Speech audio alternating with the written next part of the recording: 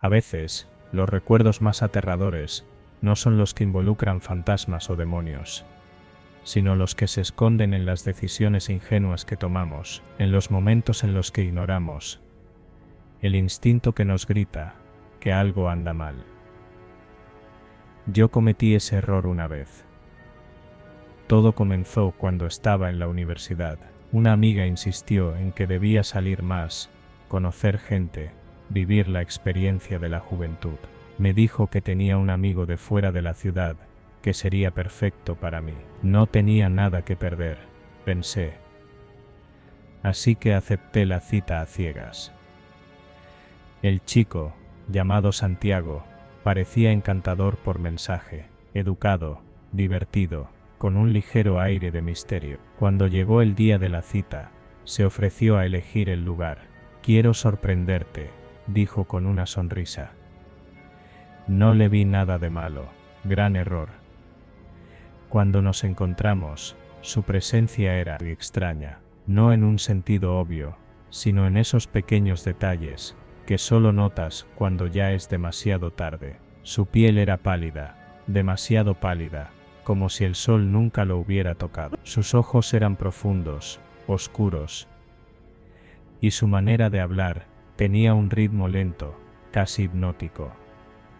Me llevó a una pizzería pequeña en el centro de la ciudad. Todo parecía normal, hasta que, con una sonrisa, dijo: «Vamos a comer en un lugar más romántico». Me intrigó.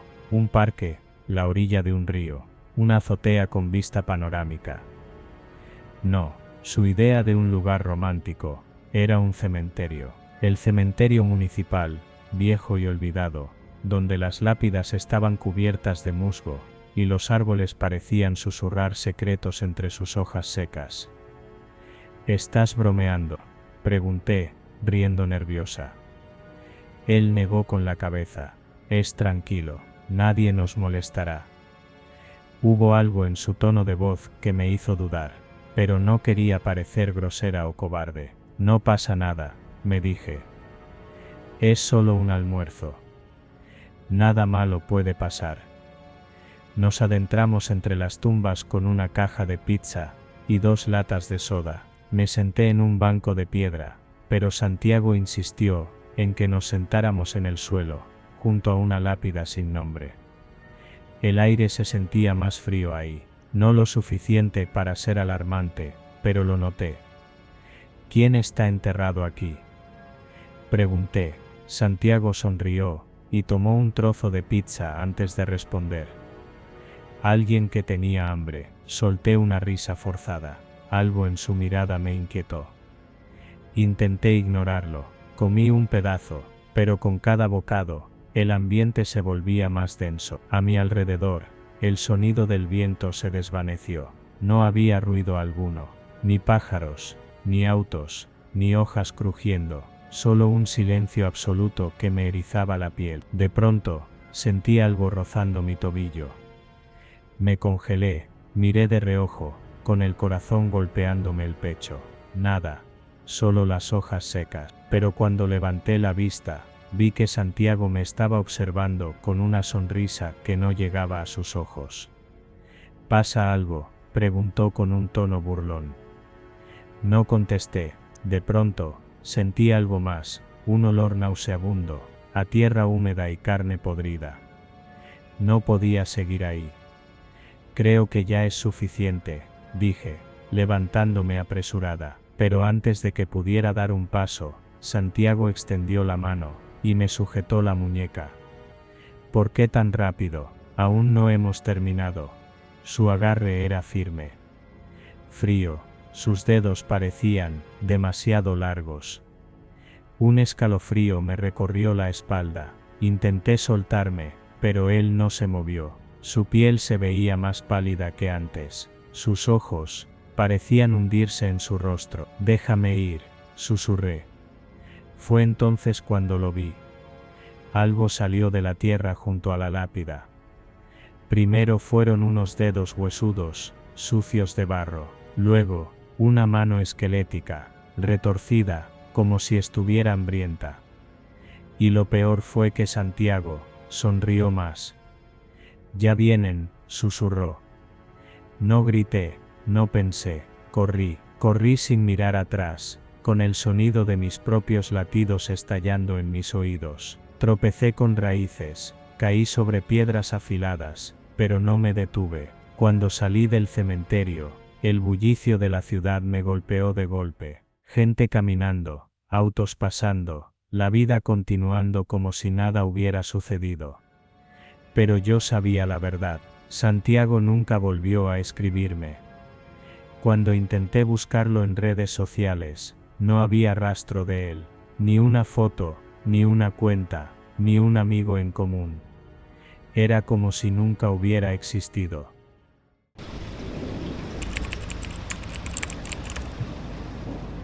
Todo empezó un jueves por la tarde, en una noche de esas en las que el silencio se siente más pesado de lo normal. Yo, José Miguel, un tipo común de Buenos Aires, llevaba meses arrastrando un hueco en el pecho desde que mi novia se fue a Japón. A ella la habían contratado en una empresa allá, y por más que me dolió, sabía que no podía frenar su oportunidad de crecer. Así que, para matar un poco la soledad, me metí en esas aplicaciones de citas, las que uno usa para escapar, aunque sea un rato, de la sensación de vacío. No pasó mucho hasta que apareció Luna. La notificación me vibró en el bolsillo y al abrirla, me quedé anonadado. Su foto mostraba una sonrisa perfecta, de esas que parecen tener un magnetismo propio. Tenía ojos oscuros, penetrantes, y un estilo que, no sé bien cómo explicarlo, te enganchaba. Al rato estábamos intercambiando mensajes, y todo fluyó como si ya nos conociéramos de otra vida. No fue necesario jugar a las palabras largas, de inmediato nos pusimos de acuerdo para encontrarnos en un bar del centro, y bueno, ver qué pasaba. Al llegar al lugar, la vi sentada en una mesa junto a la ventana, luciendo incluso más bella que en las fotos. Mi corazón dio un vuelco. Empezamos a charlar, a reírnos, a mirarnos directo a los ojos, como si el resto del bar no existiera. Pedimos algunos tragos, nos soltamos, y cuando menos lo esperaba, me propuso ir a un hotel. No lo pensé dos veces. Cuando llegamos, la habitación tenía ese típico olor a desinfectante barato, y el zumbido del ventilador, que parecía marcar un ritmo en el aire. Luna cerró la puerta, y comenzó a desvestirse lentamente, como en una escena de película. Yo, ansioso y algo mareado por los tragos, solo podía admirarla, pero en el momento en que dejó caer su última prenda, el shock fue tan brutal, que sentí que el estómago se me caía al piso. Ahí, expuesto bajo la tenue luz del cuarto, estaba un detalle que no me esperaba. Luna tenía un pene. Me quedé sin palabras, paralizado, tratando de procesar lo que estaba viendo. El aire se volvió denso, como si la habitación se encogiera a mi alrededor. Ella, con una calma espeluznante, me dijo: hice muchos cambios, incluso en mi voz. Sé que puede ser un shock, pero esperaba que esto no fuera un problema. No pude contenerme. ¿Qué clase de broma es esta?, grité, el terror apoderándose de mi voz. Lo único que quería en ese instante era salir de ahí, como si me estuviera enfrentando a una especie de pesadilla, de la que no podía despertar. Le dije que no me importaba su historia, que simplemente no podía lidiar con eso, y que necesitaba irme. Pero Luna, ofendida, dejó escapar una mirada oscura, llena de rencor, y empezó a acercarse, clavándome los ojos como si quisiera leer mi alma. Antes de que pudiera reaccionar, me lanzó un rasguño en la cara, sus uñas dejándome una marca ardiente. Intenté retroceder, pero sus manos se aferraron a mis hombros con una fuerza inhumana. Los segundos parecían eternos, mientras forcejeaba con ella, el pánico apoderándose de mí. Comencé a gritar, con una desesperación que nunca antes había sentido. Mis alaridos debieron haber llegado hasta la recepción, porque en cuestión de minutos, escuché golpes en la puerta, y después, la cerradura forzándose. Un grupo de empleados del hotel entró y nos separaron. A mí me llevaron fuera de la habitación, mientras Luna gritaba cosas incomprensibles. Mis manos temblaban, y apenas lograba respirar, pero al menos estaba fuera de ese lugar. Esa noche no pude dormir. Los recuerdos de Luna, su expresión de rabia, el terror que me hizo sentir, se quedaban grabados en mi mente, como si sus ojos aún me siguieran en la oscuridad. No podía creer que algo tan escalofriante me hubiera pasado solo por querer olvidar mi soledad con alguien de una aplicación. Desde entonces, las citas online quedaron fuera de mi vida. No me volví a arriesgar a otro encuentro así. Esos sitios, a partir de aquella noche, me parecían la puerta a un mundo donde lo que ves no es lo que realmente es.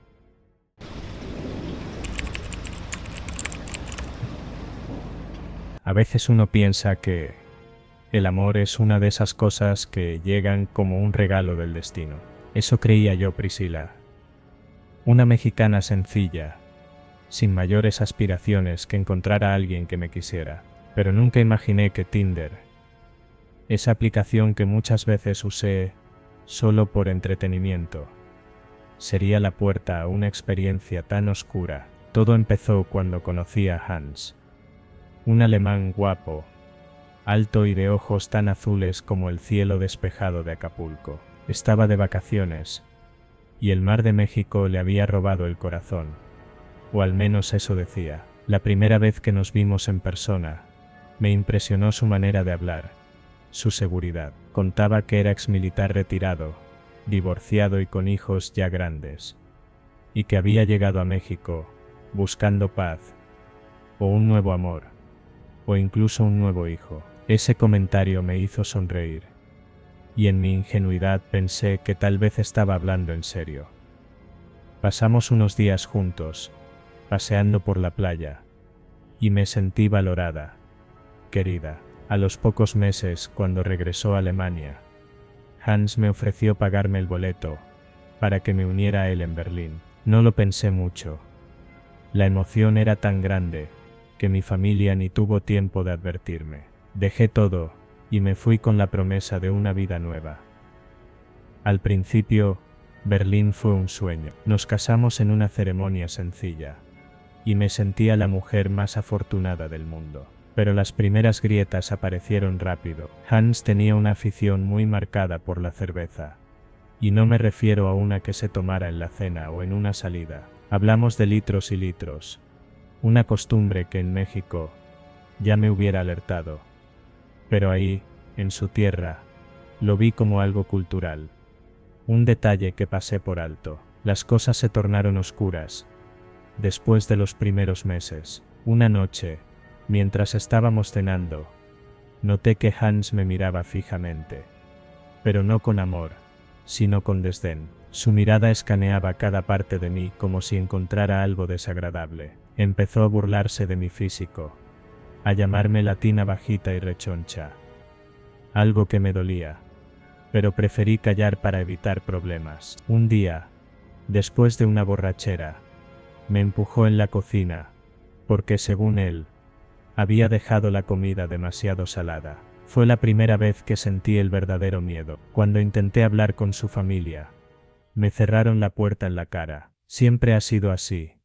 No es asunto nuestro, me dijeron sin ningún rastro de empatía. Era como si todos estuvieran acostumbrados a ese Hans, el que yo apenas estaba conociendo, pero del que ya no podía escapar. Los días se volvieron grises. Él me controlaba todo.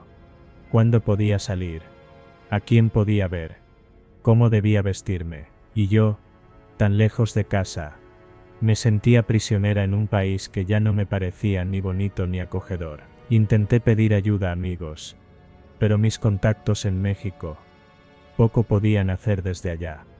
El abuso físico empezó con empujones, pero pronto se convirtió en golpes. La primera vez que me dio una bofetada, algo se rompió en mí. Empecé a odiarlo, a odiarme por haber dejado todo en México para terminar en un infierno en Berlín. Cada vez que intentaba buscar ayuda, Hans me amenazaba con dejarme sin nada, recordándome que en ese país yo era una extraña, una simple inmigrante sin derechos. Una noche, después de uno de sus arrebatos, me encerré en el baño, y llorando, tomé mi celular, lo abrí, sin saber qué hacer, y terminé en Instagram. Empecé a buscar páginas de latinos en Berlín, algo que me conectara con mi tierra, con alguien que me entendiera. Encontré un grupo de mujeres latinas que compartían sus historias de adaptación, algunas de ellas también con relatos de maltrato. Esa noche, con el corazón en la mano, escribí un mensaje directo a una de ellas. Alguien aquí ha pasado por algo así. No sé qué hacer. Puse con el poco valor que me quedaba. La respuesta fue inmediata. Mujeres de Colombia, Perú, México, todas me mandaron mensajes de apoyo, contándome sobre refugios para mujeres, sobre derechos que, aunque yo no conocía, aún tenía. Con su ayuda, encontré un lugar donde quedarme, y un abogado que me explicó cómo podía divorciarme y recibir ayuda para regresar a mi país. La última noche que pasé con Hans fue como todas las demás, él gritando, y yo intentando evitar que mi presencia le molestara más de lo necesario. Pero esta vez, algo había cambiado en mí. Sabía que me iba, que esas serían sus últimas palabras hirientes, sus últimos golpes. Esa certeza me dio fuerzas. Y cuando salió de la casa para trabajar al día siguiente, tomé mi maleta, y sin mirar atrás, salí de esa pesadilla. Fue un proceso largo y doloroso, pero gracias a esas mujeres, logré rehacer mi vida. Al final, el amor propio me enseñó a valorar mi historia, mi cuerpo, mi origen. Alemania me había recibido con promesas de amor, pero también me enseñó sobre la fuerza de la comunidad, de esa hermandad que se forma entre mujeres que han pasado por lo mismo. Hoy estoy de regreso en México, y aunque las cicatrices tardarán en sanar, mi alma siente alivio al saber que ya no pertenezco a ese lugar de dolor.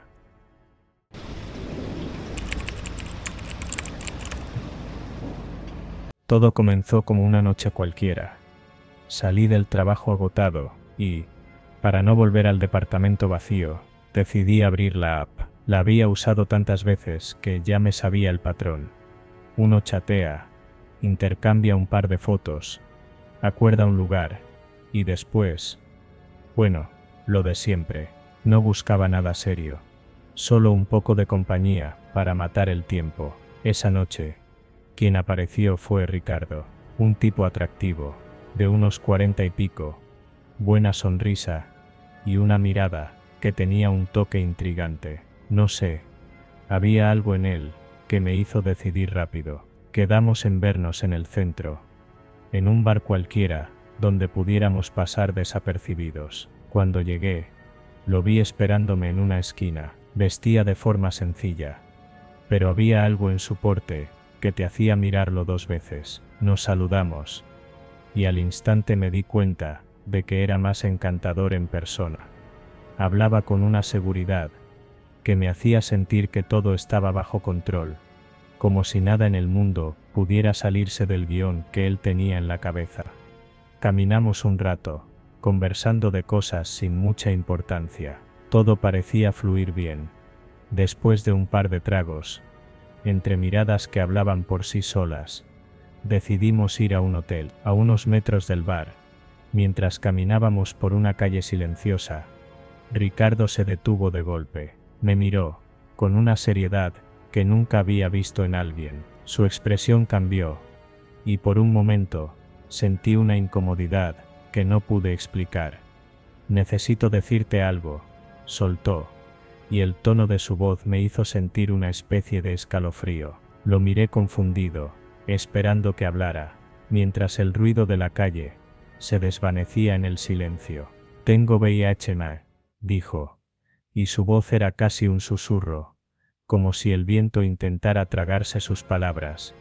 En ese instante, sentí como si me hubieran dado una bofetada. Mi corazón empezó a latir con fuerza, y el sudor comenzó a acumularse en mis manos. Una mezcla de rabia y miedo me invadió. y antes de que pudiera pensarlo bien, le solté. «¿Y me lo dices ahora?»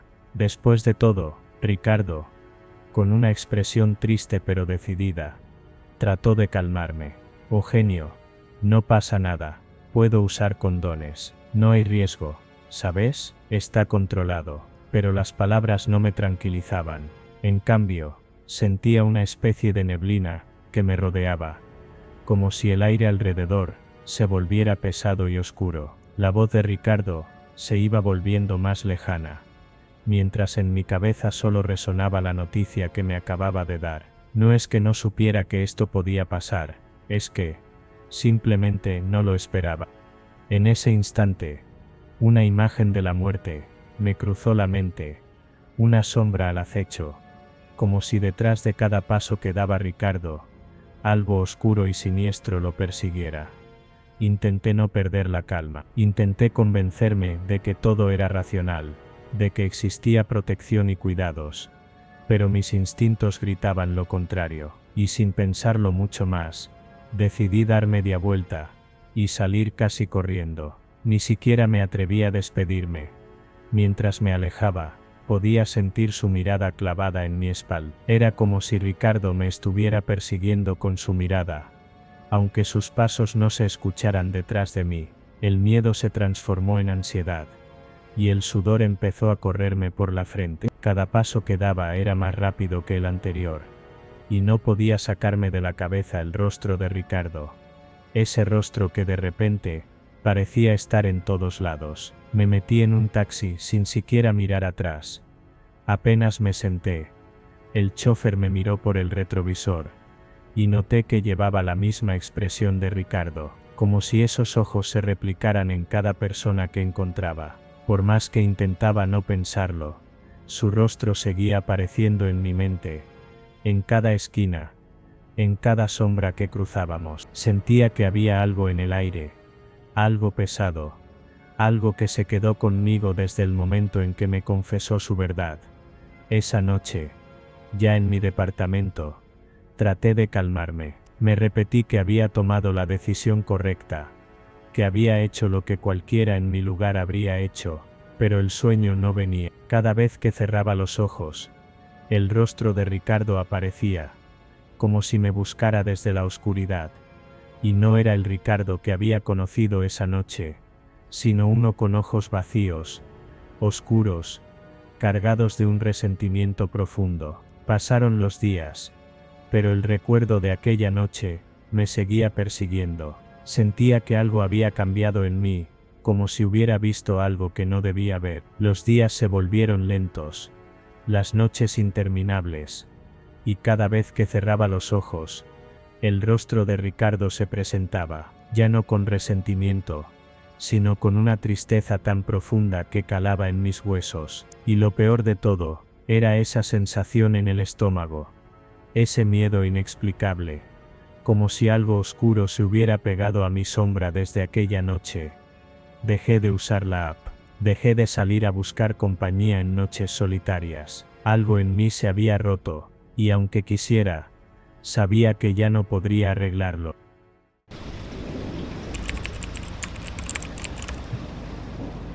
Recuerdo bien el día que conocí a Ámbar. Era mi primer semestre en la Facultad de Derecho, y aunque la universidad era grande, había algo en su risa, en la manera en que llenaba los pasillos, que la hacía inconfundible. Era como si supiera que el mundo giraba a su alrededor, y yo no podía evitar quedarme atrapado en su órbita. Nos sentábamos cerca en algunas clases, y, con el tiempo, entre apuntes compartidos y debates sobre derecho constitucional, comenzamos a hablar. Su inteligencia era tan afilada como su lengua, y aunque a veces soltaba comentarios que me hacían arquear una ceja, pensaba que era parte de su peculiar encanto. Ámbar y yo veníamos de mundos parecidos, clase media alta.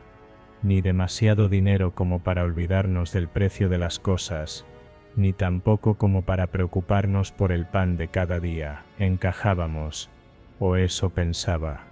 Una tarde, después de semanas de coqueteos y salidas ocasionales, decidí invitarla al cine. La película fue olvidable, Una de esas comedias románticas con un guión predecible, pero la pasé bien. Me gustaba cómo se acomodaba el cabello, la forma en que reía en las partes más absurdas, como si fuera su propio espectáculo privado. Después del cine, salimos a caminar. Era tarde. La ciudad vibraba con su caos habitual. Al pasar por una parada de colectivo, vi a un grupo de personas esperando, algunos con uniformes gastados, otros con caras de puro agotamiento. El tipo de fatiga que solo se acumula después de largas jornadas. Fue entonces cuando Ámbar soltó su comentario. ¡Ay, qué olor a pobre! Parece que no se bañan. El impacto de sus palabras me dejó helado. No era una broma, ni un comentario casual. Era crudo y lleno de desprecio. Me detuve en seco, buscando alguna señal en su rostro de que estaba bromeando, pero no había ni rastro de arrepentimiento. ¿Qué acabas de decir?, le pregunté, tratando de mantener la calma. ¿Qué? Es verdad, respondió encogiéndose de hombros, como si fuera lo más normal del mundo. Es que no entiendo cómo alguien puede andar por ahí oliendo así. Eso está de más, Ámbar. La gente viene de trabajar todo el día. ¿Qué esperabas? Mi tono era firme, pero ella no pareció notarlo. Más bien, se cruzó de brazos y frunció el ceño. Ay, Luis Gerardo, no me vengas con moralidades. Si te gusta mezclarte con la clase obrera, adelante, pero a mí no me metas en eso.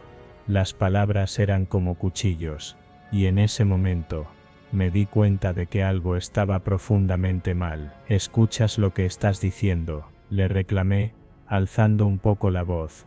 Esto no tiene nada que ver con mezclarse o no. Se trata de respeto. Fue como si encendiera un fósforo en un barril de pólvora.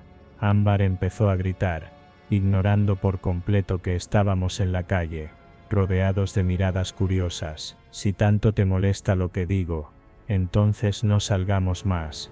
Total, parece que prefieres estar con ellos. Quise responder, pero algo en su tono, en su mirada llena de rabia y orgullo herido, me detuvo. En lugar de seguir discutiendo, me di la vuelta y comencé a caminar hacia el otro lado. No la seguí, y lo peor de todo fue que ni siquiera intenté llamarla después. Pensé que era el final, que ahí había quedado todo, pero no podía estar más equivocado.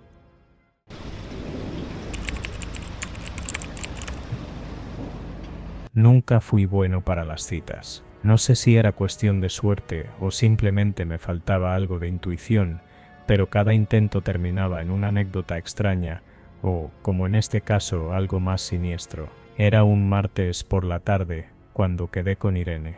La conocí en una aplicación de citas, de esas que prometen conectar almas gemelas con solo deslizar una foto. Su perfil no era particularmente llamativo, pero tenía algo que me intrigaba. Sus mensajes eran breves, casi secos, pero en algún punto pensé que tal vez era solo timidez. Me animé a invitarla a un parque cerca de mi casa, un lugar tranquilo con caminos sombreados y bancos, donde podías sentarte a charlar sin que nadie te molestara.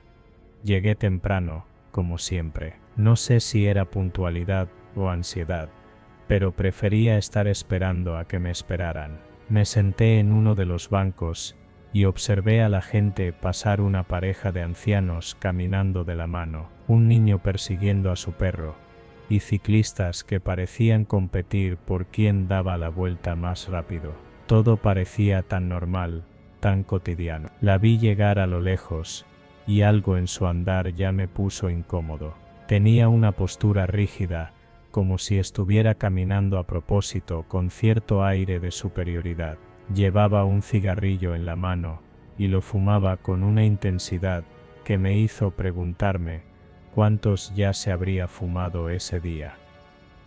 «¿Eres Liejoni?», me preguntó apenas llegó, sin siquiera saludar. «Sí, soy yo». «Hola Irene, ¿cómo estás?», respondí, tratando de mantener el tono amable.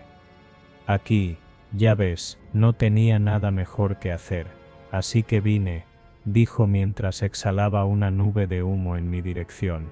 Esa frase fue como un golpe. No supe qué decir al principio. Tal vez era sarcasmo, pensé, pero la expresión en su rostro no dejaba lugar para interpretaciones. Nada mejor que hacer, repetí, con una sonrisa incómoda. Bueno, pensé que querías conocernos. Mira, Johnny, no quiero sonar grosera, pero, sí, acepté porque estaba aburrida. No es como si tuviera grandes expectativas. Respondió, apagando el cigarrillo con el pie como si esa conversación no fuera más importante que la colilla que acababa de aplastar. La sangre me hirvió. Me sentí humillado, como si hubiera sido un mero entretenimiento para alguien que no tenía otra cosa que hacer. ¿De verdad? ¿Entonces no te interesa en lo más mínimo estar aquí?, le reclamé, tratando de mantener la calma, aunque mi voz comenzaba a traicionarme. Ella se encogió de hombros y soltó una carcajada seca, casi burlona. ¡Ay! No te pongas intenso. A veces la vida es aburrida, y hay que llenar el tiempo con algo. No quise levantarme e irme, pero algo me detuvo. Tal vez fue el orgullo herido, o tal vez solo quería entender por qué alguien podría ser tan cruel, sin motivo alguno. No entiendo por qué aceptaste, si desde el principio no querías. ¿Te divierte tratar mal a las personas?, pregunté, más serio esta vez. En ese momento, su expresión cambió. Ya no era la mujer desinteresada que había llegado al parque. Ahora había algo más oscuro en su mirada, algo que no pude identificar de inmediato. ¿Sabes qué, Leoñoz? Ya me tienes harta con tus preguntas. Si no te gusta como soy, pues lárgate, dijo, subiendo la voz lo suficiente como para que las pocas personas alrededor comenzaran a voltear. No te estoy atacando, solo te estoy pidiendo un poco de respeto, respondí, intentando no caer en su juego. Fue entonces cuando ocurrió. Sin previo aviso, sacó una navaja pequeña de su bolso y la sostuvo frente a mí. ¿Quieres respeto? Pues aquí tienes tu respeto. ¿Te gusta?, dijo con una sonrisa torcida. Todo pasó en segundos. Dio un paso hacia mí, y sentí el filo de la navaja rozar mi brazo. No fue profundo, pero el dolor fue instantáneo. Miré mi brazo, y vi la sangre empezar a brotar. «¡Estás loca!», grité, retrocediendo mientras presionaba la herida con la otra mano. Ella no respondió, simplemente se dio la vuelta y salió corriendo, dejando tras de sí un silencio sepulcral y miradas de incredulidad de las pocas personas que habían presenciado el final del espectáculo. Grité, pidiendo ayuda, y una mujer que paseaba a su perro me ofreció un pañuelo para detener la sangre. Llamaron a la policía, pero para cuando llegaron, Irene ya había desaparecido. Esa noche, en la sala de emergencias, mientras me limpiaban y cerraban la herida, pensé en todo lo que había pasado. Cómo alguien podía actuar de manera tan irracional, tan violenta, sin razón aparente. No tenía respuestas, solo un brazo vendado, y un miedo que no podía sacarme de la cabeza. Después de eso, dejé las citas por un buen tiempo. No podía confiar en nadie, y la idea de volver a abrirme a alguien me aterraba. No fue hasta años después que conocí a Carmen, mi esposa. Ella era todo lo que Irene no fue: amable, paciente y sobre todo genuina. A veces pienso en aquella tarde en el parque, y me pregunto qué habría pasado si Irene no se hubiera detenido con ese primer corte. ¿Habría llegado más lejos? ¿Me habría hecho daño de verdad? Esas preguntas me siguen persiguiendo, aunque ya no tengan respuesta. Lo único que sé con certeza es que aquella experiencia me cambió para siempre. Me enseñó que a veces el peligro no viene de donde lo esperas, sino de una sonrisa seca y un cigarrillo mal apagado.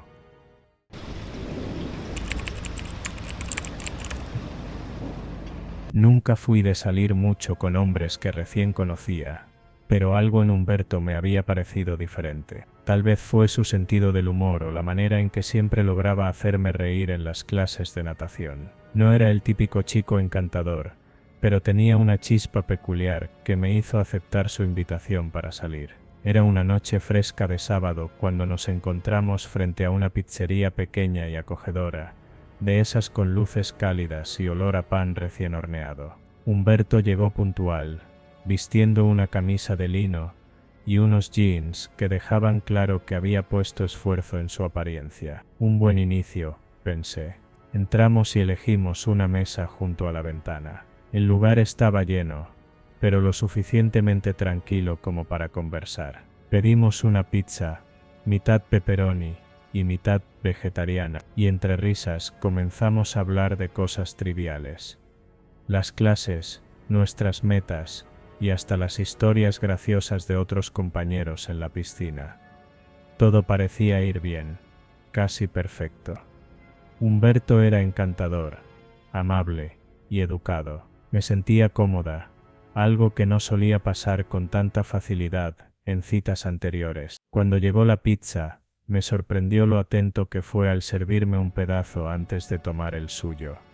«Esto está buenísimo, ¿verdad?», dijo con una sonrisa mientras daba el primer mordisco. «Sí, elegimos bien. Gracias por invitarme, Humberto». Le devolví la sonrisa, sintiéndome agradecida por una noche que parecía ir viento en popa. Después de un rato, Humberto se levantó de la mesa.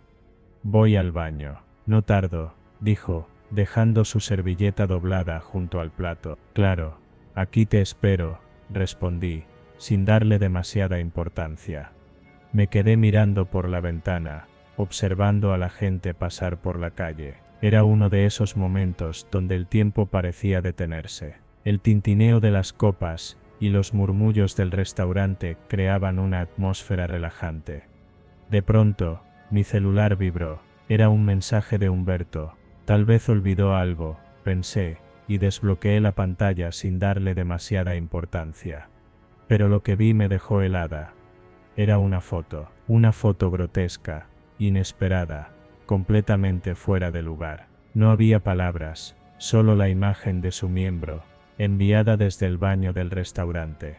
Sentí como el color se me iba del rostro. Mis manos comenzaron a temblar, y un sudor frío me recorrió la espalda. Mi mente intentaba procesar lo que acababa de pasar, pero todo en mí gritaba una sola cosa: «Sal de aquí». Bloqueé su número inmediatamente y guardé el teléfono en mi bolso. Miré alrededor, esperando verlo regresar del baño, pero no había señales de él. Cada segundo que pasaba aumentaba mi ansiedad, como si el aire en la pizzería se volviera más pesado. Sin pensarlo dos veces, me levanté de la mesa. Agarré mi bolso y caminé hacia la puerta. Intentaba no llamar la atención, pero un mesero se interpuso en mi camino justo antes de que pudiera salir. «Señorita, disculpe, pero aún no han pagado la cuenta», dijo con un tono que mezclaba amabilidad y firmeza.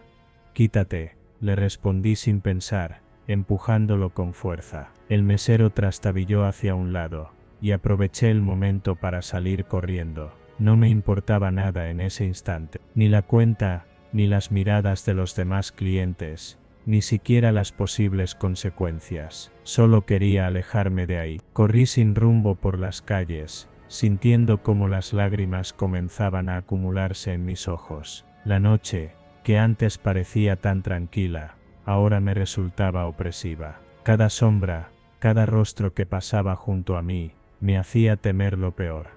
Finalmente, encontré un banco en una plaza, y me senté, intentando recuperar el aliento. Mi corazón latía desbocado, y mis pensamientos estaban tan revueltos que apenas podía concentrarme. ¿Qué clase de persona hace algo así?, me preguntaba una y otra vez. Recordé cada sonrisa de Humberto, cada palabra amable que había dicho, y todo ahora me parecía una fachada. Me sentía traicionada, humillada, y sobre todo, vulnerable. Esa noche no pude dormir. Bloqueé no solo su número, sino también su perfil en redes sociales. Eliminé cualquier rastro de contacto que pudiera tener con él. A la mañana siguiente, todavía temblorosa, Le conté a mi mejor amiga lo que había pasado. Ella me insistió en que debía denunciarlo, pero algo en mí dudaba. ¿Qué iba a decir? ¿Qué pruebas tenía además de la foto y mi palabra? Con el tiempo, intenté dejar el episodio atrás, pero las secuelas quedaron. Me volví más desconfiada, más cautelosa.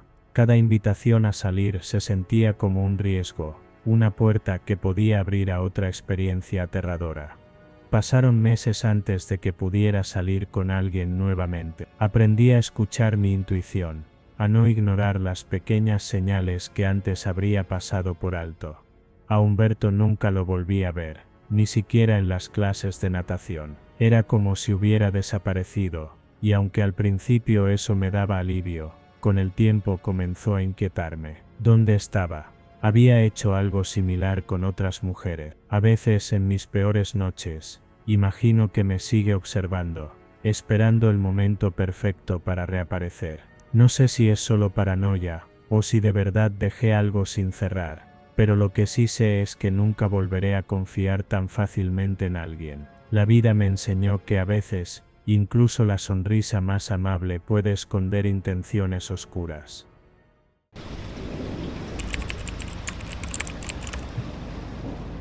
Desde que conocí a Agustín, algo en él me llamó la atención. Lo conocí por casualidad, en un grupo de amigos en común, y su manera de hablar me hizo reír más de una vez. Tenía ese tipo de seguridad que resultaba atractiva, como si siempre supiera lo que quería y cómo obtenerlo. Cuando me invitó a salir, no lo dudé demasiado. Pensé que sería una experiencia emocionante, algo diferente. Nuestra cita comenzó en un bar pequeño, de luces tenues y música suave, el tipo de lugar perfecto para hablar sin prisas. Agustín era encantador. Me hacía preguntas sobre mi vida, mis gustos, mis sueños. Aunque a veces notaba cierto aire de arrogancia en su manera de expresarse, lo atribuía a su confianza. Después de un par de copas y muchas risas, la noche dio un giro que en ese momento parecía emocionante. Agustín sugirió que fuéramos a un hotel cercano. Era un paso grande, pero en ese instante me dejé llevar por la química del momento. El hotel era discreto, limpio y bien cuidado. Subimos a la habitación y todo parecía ir bien al principio. Nos besamos, las caricias se intensificaron y pronto estuvimos en la cama. Pero entonces, en medio del momento más íntimo, Agustín hizo algo que jamás imaginé. No sé cómo actuar, ni qué hacer contigo, dijo, con una frialdad que me heló. Lo miré, desconcertada. ¿Qué quieres decir?, pregunté, intentando mantener la calma. Es que estoy acostumbrado a mujeres con más trasero, mejor cuerpo. Tú eres como una tabla, soltó, con una sonrisa burlona que me hirió como un cuchillo. La humillación y el enojo me invadieron en un segundo. Sin pensar, le metí una cachetada. No fue demasiado fuerte, pero fue suficiente para hacerle notar que no iba a tolerar semejante falta de respeto.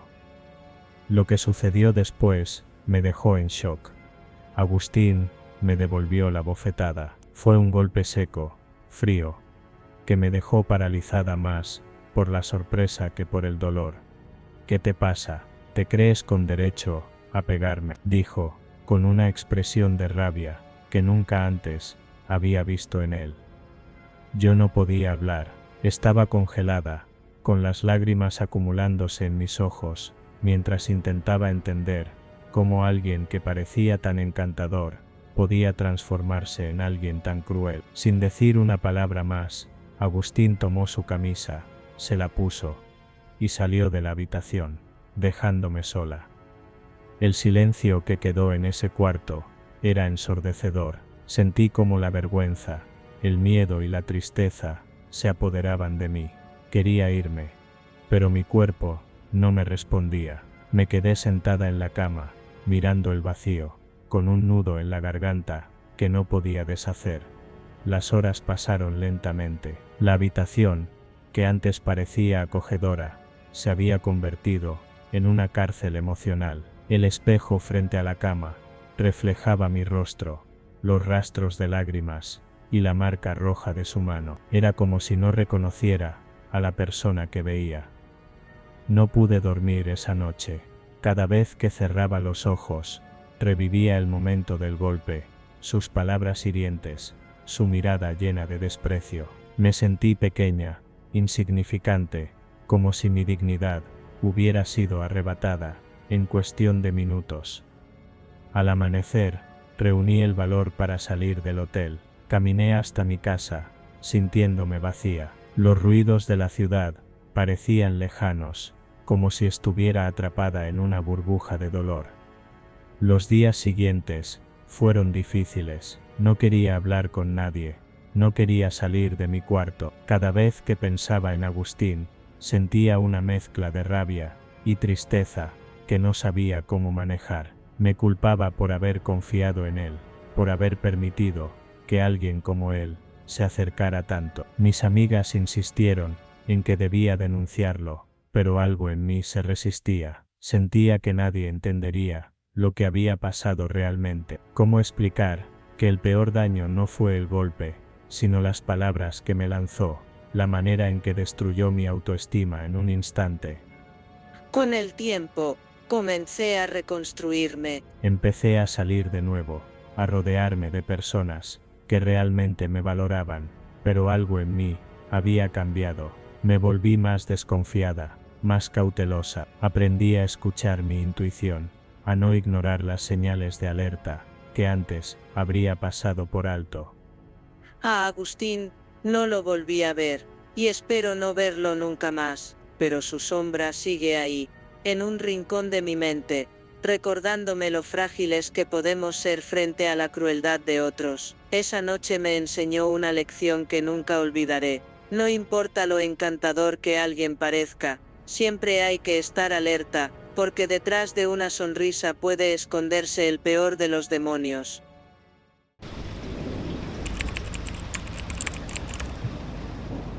Siempre fui escéptico de ir a terapia. Había algo en la idea de abrirme con un extraño que no me convencía, pero la presión de mi familia y amigos me llevó a ceder. Fue así como conocí a Mariana, mi psicóloga.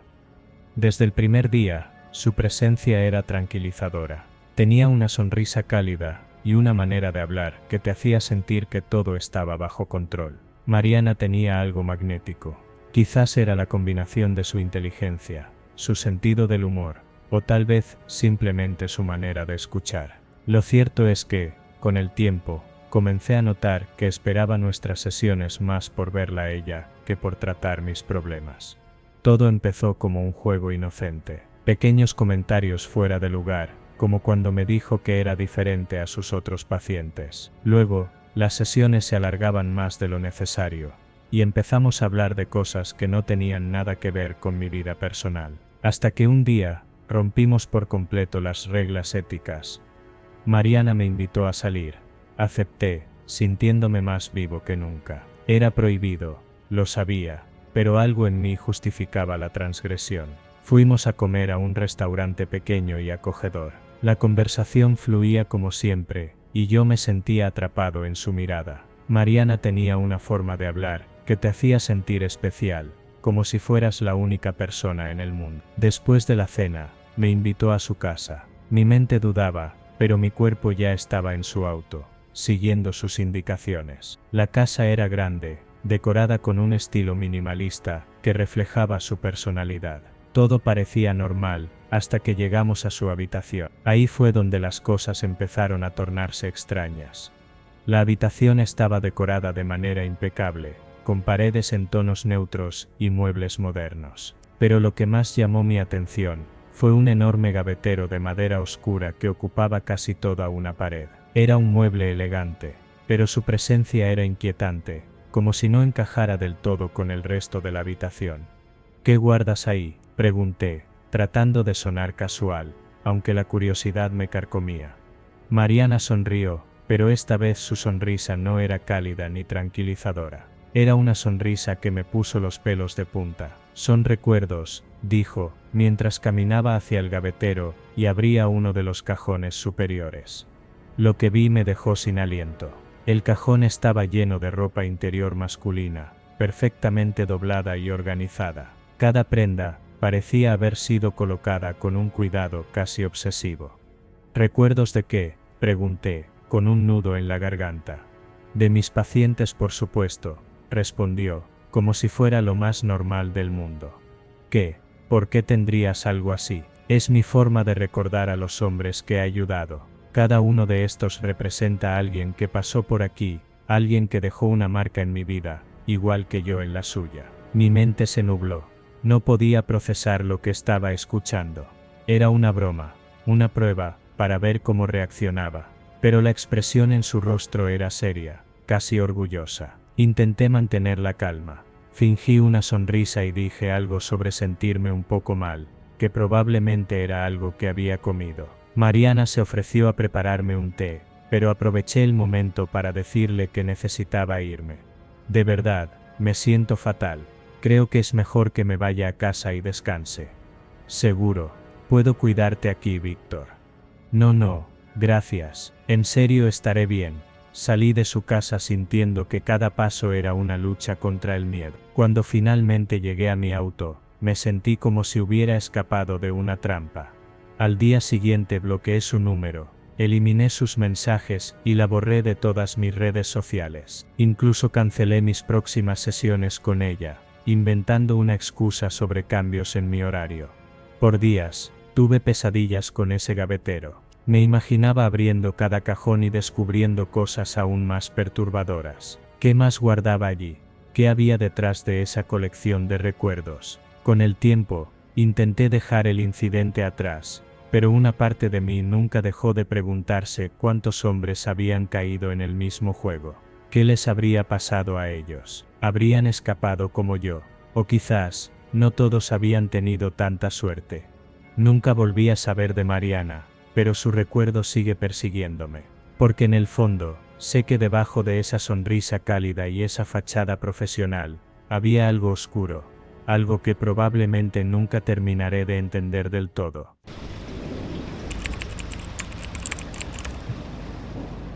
Diana conocía bien a Ernesto. Era un cliente habitual, de esos que parecen inofensivos, de los que pagan bien y no exigen demasiado. La mayoría de las veces solo buscaba compañía, conversación, alguien que lo escuchara. Por eso, cuando la invitó a un paseo en bicicleta, no lo vio como algo fuera de lo común. Pensó que sería un cambio refrescante en su rutina. Será divertido, le dijo él con su voz pausada. Sé de un lugar especial. Te va a encantar. Diana aceptó, sin sospechar nada. Se encontraron en un café cercano, y tras llenar sus botellas de agua, emprendieron el camino. Al principio, todo transcurrió con normalidad. Pedaleaban en silencio la mayor parte del tiempo, rompiéndolo solo con frases cortas sobre el clima o lo bonito del paisaje. A mitad del viaje, hicieron una pausa en una cafetería, junto a la carretera. Mientras tomaban café, Diana sintió algo extraño en la forma en que Ernesto la miraba. No era deseo, no exactamente, era más bien expectación, como si esperara algo. Pero Diana estaba acostumbrada a las miradas de los hombres. Se encogió de hombros y continuaron el paseo. Pronto, Ernesto tomó un desvío. La senda se estrechó y la vegetación se hizo más densa. Diana frunció el ceño. ¿A dónde vamos? Es una playa secreta, respondió él. Nadie va allí, es perfecta. Diana sintió un escalofrío, pero no dijo nada. Estaban muy lejos como para regresar sola, así que continuó pedaleando. El camino se volvió más difícil, con raíces sobresaliendo de la tierra y ramas enmarañadas, hasta que de repente, la vegetación se abrió ante ellos, revelando una playa oscura y desierta. El aire se sentía denso, inmóvil. Las olas llegaban a la orilla, con un murmullo bajo y gutural, como un susurro que no pertenecía a este mundo. La arena tenía un color extraño, ceniciento, y la línea del horizonte parecía borrosa, como si algo más estuviera esperando al otro lado del agua. Diana tragó saliva. ¿Estás segura de que nunca habías estado aquí?, preguntó Ernesto, rompiendo el silencio. No, eso es raro, parece que el lugar te conoce. Diana sintió un escalofrío. Se rió nerviosa, como si aquello fuera una broma. Se sentaron en un tronco viejo y ennegrecido por la humedad. Un silencio pesado cayó sobre ellos. Ernesto respiraba hondo, como si quisiera absorber el aire de aquel lugar en su interior. Y entonces, sin previo aviso, sintió una presión fría en su pierna. Su estómago se encogió. Miró hacia abajo. La mano de Ernesto se arrastraba lentamente sobre su muslo, como una araña de dedos huesudos. Ernesto, su voz apenas fue un susurro. Él no dijo nada. Su otra mano se levantó con lentitud, temblorosa, y se posó en sus labios. Pero no era el tacto de una piel cálida y normal. Era húmeda, pegajosa. Diana se apartó bruscamente, con el corazón latiendo desbocado. Ernesto la miraba fijamente, pero algo en sus ojos había cambiado. Estaban más oscuros, más profundos, como si detrás de ellos no quedara nada humano. Diana, murmuró con una voz extraña, gutural, que parecía salir de una garganta seca. Ella se levantó de un salto. Ernesto se quedó quieto un segundo. Luego, como si algo lo hubiera despertado de un trance, giró bruscamente, tomó su bicicleta y salió pedaleando sin mirar atrás. Diana miró a su alrededor. Algo estaba mal. Las olas ya no sonaban igual. El murmullo bajo se había convertido en un lamento profundo. El horizonte parecía más cercano, como si la playa estuviera encogiéndose. Tenía que salir de allí. Tomó su bicicleta, pero no recordaba el camino de regreso. Los senderos parecían haber cambiado, volviéndose retorcidos, como si la playa no quisiera soltarla. Las sombras crecían a su alrededor, a pesar de que el sol aún no se ponía. Mientras avanzaba, sintió que algo la seguía, un sonido apenas perceptible, como pasos arrastrándose detrás de ella. Se giró, pero no había nadie. Apretó los dientes y pedaleó más rápido. 3 horas tardó en encontrar el camino de regreso, 3 horas en las que sintió ojos invisibles sobre ella, susurros entre los árboles, el crujir de algo moviéndose en la arena. Cuando no miraba, cuando por fin llegó a su coche, el cielo estaba negro, y la noche era más oscura de lo normal. Nunca volvió a ver a Ernesto, pero a veces, cuando el viento soplaba en la soledad de su habitación, aún sentía una mano húmeda deslizándose por su piel.